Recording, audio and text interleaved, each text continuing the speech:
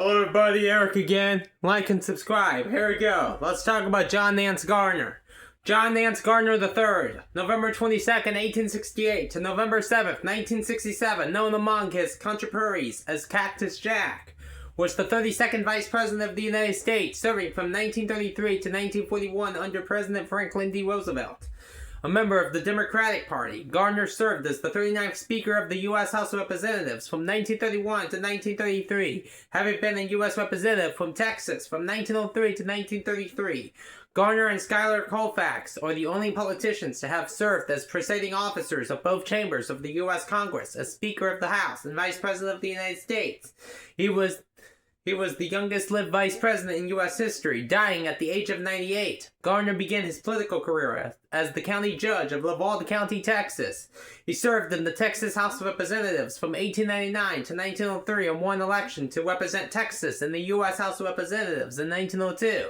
He represented Texas' 15th Congressional District from 1903 to 1933. Garner served as House Minority Leader from 1929 to 1931 and was elevated to Speaker of the House when Democrats won control of the House. Following special elections in 1931, Republicans actually retained control immediately after the 1930 elections, but lost as several seats shifted parties.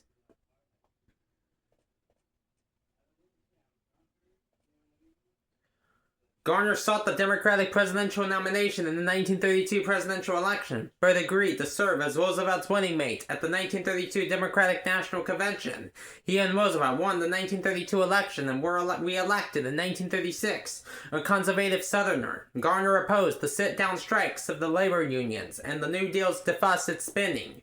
At the same time, he was considered highly effective in the passage of New Deal legislation, with Roosevelt relying greatly on Garner's wealth of political friendships and legislative skills to pilot New Deal legislation through Congress.